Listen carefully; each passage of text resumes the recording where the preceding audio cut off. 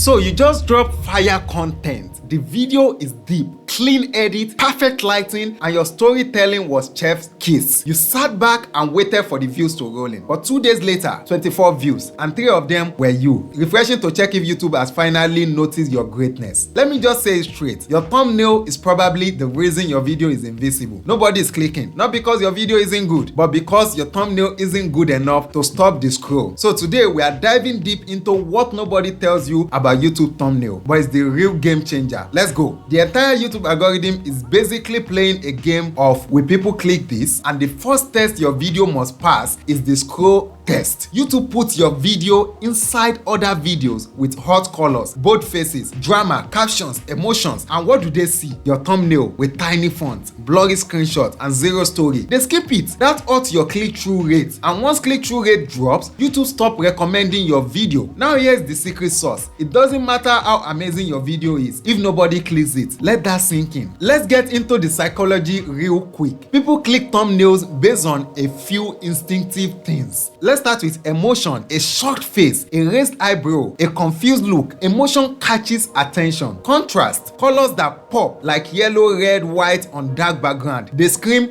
click me. Simplicity, you've got just 1 second. Nobody is squinting to read 20 words. Make it bold, clean, and instantly clear. Curiosity, your thumbnail should ask a question visually without actually asking. Make the viewer feel like they need to know what's inside. Think about Mr. Beast. Why do you click? It's not because of the title alone. The thumbnail tells a full story even before you read anything. Let's call ourselves out, shall we? If you are using screenshots from your video as your thumbnail, especially if the lighting is off, cramming in too much text. How I started my YouTube channel with 0 subscribers and got monetized in 3 months on a thumbnail. Bros, calm down. Fonts that are too small to read on mobile. Remember, most people watch YouTube on their phones. No focal point. If I can't figure out what to look at in 1 second, I'm skipping. Matching the thumbnail too closely with everyone else. You want to stand out, not blend in like agege bread at a bakery convention. Now here is how to actually step up your thumbnail game. Number 1, Canva, the beginner's paradise. You don't need to be a graphic designer. Just click the link in the description, sign up and search YouTube thumbnail. There are free templates, drag and drop elements, and you can customize everything. Text, colors, images, vibes. Use bold fonts, zoom in on faces, add shadows, play with contrast. Number 2, use free stock images if needed. If you don't have professional pictures, no wahala. Try pexels.com or unsplash.com for high quality, copyright free images. They've got everything from shocked expression to tech backgrounds to lifestyle vibes. Just make sure your thumbnail still feels like you. Don't catfish viewers with stuff that looks nothing like your actual video. Number 3, YouTube thumbnail test and compare. This right here is next level stuff. If you've ever wondered which thumbnail will get more clicks, YouTube lets you test 3 versions on your video over time. You upload 3 thumbnails, it rotates them for different viewers and tracks the performance. Whichever one wins, you stick with that. Data over guesswork always. Let's imagine 3 thumbnails for the same video. How I made my first $100 on YouTube. That thumbnail will be like a screenshot from your video where your eyes are half closed, title slapped in the corner in Comic Sans fonts, gray background. Now compare that to a good thumbnail where you have a close-up photo of your excited face holding a phone or money, both text that shows my first $100, bright yellow background with arrows pointing at the phone. Which one will you click? Now multiply that by 1,000 viewers. That's how you win the thumbnail game. Many creators treat thumbnails like afterthoughts. They finish editing, export, upload, then at the last minute they will be like,